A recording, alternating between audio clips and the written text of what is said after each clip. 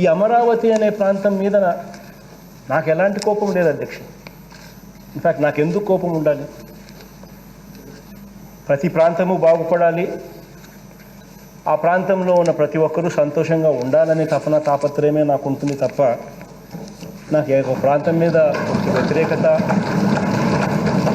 ఆ ప్రాంతంలో ఉన్న ప్రజల మీద వ్యతిరేకత అనేది ఎప్పుడూ ఉండవు అధ్యక్ష.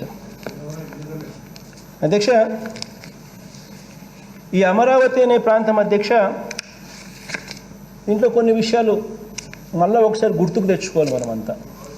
ఈ అమరావతి అనే ప్రాంతం ఇటు విజయవాడకు దగ్గరగా లేదు, అటు గుంటూరుకు దగ్గరగా లేదు.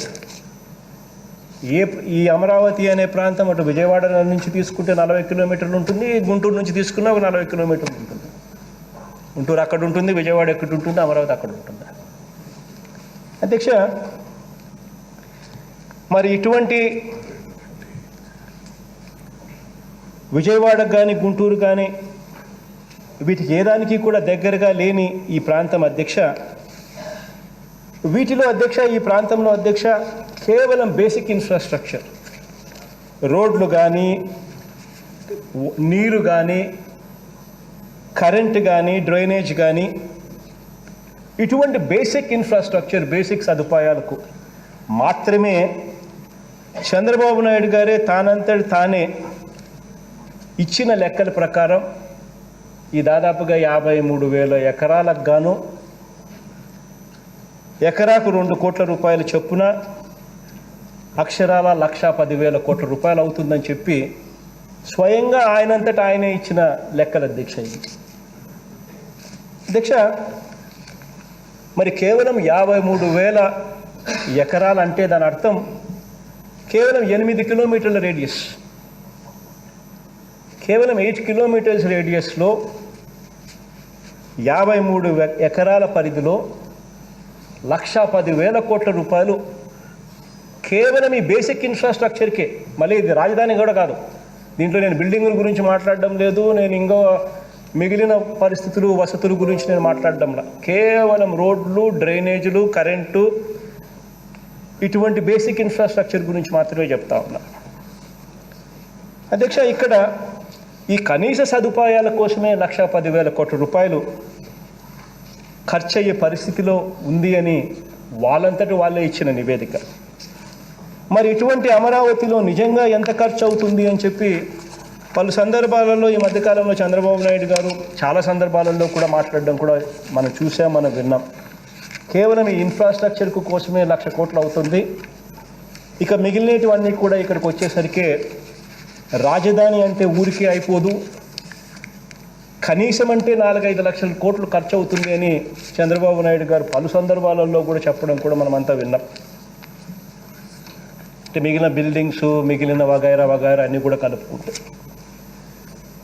అంటే అధ్యక్ష, మరి ఇక్కడ కనీసం సదుపాయాల కోసమే 1,10,000 కోట్ల రూపాయలు ఖర్చు అవుతుంది అని చెప్పిన ఇదే పెద్ద మనిషి, ఇదే చంద్రబాబు నాయుడు గారు తన 5 సంవత్సరాల పరిపాలనలో ఏ మేరకు ఖర్చు చేసినాడు అనేది కూడా సభ ద్వారా ప్రజలకందరికీ కూడా మరొకసారి గుర్తు చేయాల్సిన అవసరం ఉంది అధ్యక్ష. ఎందుకనంటే ఇది అవసరం. అంతగా ఒక మనిషి భ్రమలు కల్పించి, డిజైన్స్ చూపించి, గ్రాఫిక్స్ చూపించి మోసం చేస్తే 420 కేసు పెట్టాలి, వాస్తవం చెప్పాలి. అధ్యక్ష, మరి అటువంటి ఇదే పెద్ద మనిషి ఆ 5 సంవత్సరాలలో తాను ఎంత ఖర్చు చేసినాడు అని చెప్పి ఒక్కసారి గమనించినట్టయితే అధ్యక్ష, 5 సంవత్సరాలలో కనీసం సంవత్సరానికి 1,000 కోట్ల రూపాయలు కూడా ఖర్చు పెట్టిన పరిస్థితి లేదు అధ్యక్ష. 5 సంవత్సరాలలో 5,674 కోట్ల రూపాయలు మాత్రమే ఖర్చు చేసి బకాయిలుగా కూడా కట్టకుండా మరో 2,297 కోట్లు అది మనల్ని కట్టమని చెప్పి బకాయిలుగా వదిలేస్తాడు. మరి ఎందుకు ఆయన కట్టలేదో నాకు అర్థం కాలేదు అధ్యక్ష. రాజధాని ప్రాంతం మీద ఇంత ప్రేమ ఉన్న వ్యక్తి మరి ఎందుకు 2,297 కోట్ల రూపాయలు బకాయిలుగా ఎందుకు వదిలేసిపోయినాడు అనేది ప్రతి ఒక్కరం కూడా ఆలోచించాల్సిన అవసరం మరీ ముఖ్యంగా ఈ పెద్ద మనిషి ఎందుకు ఇంతగా రాజధాని గురించి తాపత్రయపడుతూ పాకులాడుతూ ఈయనకు సొంత భూములు ఉండి కూడా, ఈయన బినామీలందరికీ కూడా ఇక్కడ భూములు ఉండి, ఇక్కడ డెవలప్మెంట్ వస్తే ఆ బినామీల భూముల రేట్లు పెరుగుతుందని తెలిసి ఉన్నప్పటికీ కూడా అటువంటి పరిస్థితిలో కూడా ఒక ప్రభుత్వంగా మరి ఎందుకు 2297 కోట్ల రూపాయలు బకాయిలుగా ఎందుకు పెట్టారు? ఆలోచన చేయాలి. ఎందుకు ఈ పెద్ద మనిషి ఇంత ప్రేమ ఉన్న పరిస్థితిలో కూడా తన సొంత భూములు ఉన్నాయి, ఇక్కడ రేట్లు పెరుగుతాయి, తన బినామీలకు భూములు ఉన్నాయి, ఇక్కడ రేట్లు పెరుగుతాయి అని తెలిసి కూడా ఆయన ఎందుకు కేవలం 5,500 కోట్ల రూపాయలు కూడా పెట్టలేకపోయాడు అని ఆలోచన చేయాలి. ఎందుకంటే అధ్యక్ష, ఏ ప్రభుత్వమైనా కూడా ఇంతకన్నా ఎక్కువ సంవత్సరానికి పెట్టలేని పరిస్థితి. ఒక రాజధాని ప్రాంతంలో కానీ ఏదైనా ఇటువంటి అభివృద్ధి ఏదైనా చేయాలి అని అనుకుంటే ఏ ప్రభుత్వమైనా కూడా 5 ఏళ్ల కాలంలో, సరే ఆయన 5,500 కోట్లు పెట్టాడు, ఇంకొక ప్రభుత్వం ఏదైనా అంతకన్నా మెరుగైన ప్రభుత్వం 6,000 కోట్లు ఏదైనా పెడుతుందేమో 5 సంవత్సరాల కాలంలో. అంటే సంవత్సరానికి 1,000 కోట్ల రూపాయలు, 2,000 కోట్ల రూపాయలు కూడా పెట్టలేని పరిస్థితిలో మన రాష్ట్రం ఉంది అన్న సంగతి అందరం కూడా తెలుసుకొని ఉండాల్సిన అవసరం ఉంది అధ్యక్ష. ఎందుకనంటే అధ్యక్ష, మన పరిస్థితి ఏమిటి అనంటే 80% పైచిలకు మంది ప్రజలు ఈ రోజుకి కూడా తెల్ల రేషన్ కార్డు మీదనే బతుకుతా ఉన్న రాష్ట్రం మనది అన్నది ఎవడం కూడా మర్చిపోకూడదు అధ్యక్ష. It's a fact. మన అవసరాలు ఏమిటి, మన ప్రజలకు చేయాల్సింది ఏమిటి అన్నది ఎప్పుడూ కూడా రాజకీయ నాయకులు మర్చిపోకూడదు అధ్యక్ష.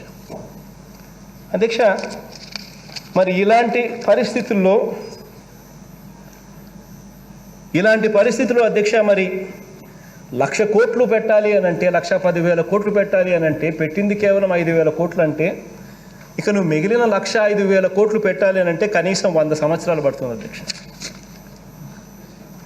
మరి 100 సంవత్సరాల కాలంలో ఈ 1,00,000 కోట్లు అనుకున్న కేవలం ఈ రోడ్లకు, డ్రైనేజీలకు, కరెంటుకు పెట్టి ఈ 1,00,000 కోట్లు ఈ 100 సంవత్సరాల కాలంలో ఇన్ఫ్లేషన్ వల్ల కనీసం 20-30 లక్షల కోట్లు అవుతుందా అధ్యక్ష? మరి ఈ 100 సంవత్సరాలలో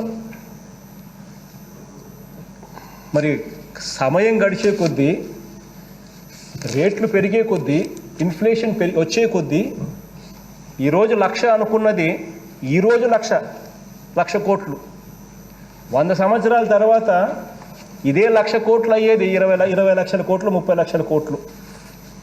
మరి 20 లక్షల కోట్లు, 30 లక్షల కోట్ల రూపాయలు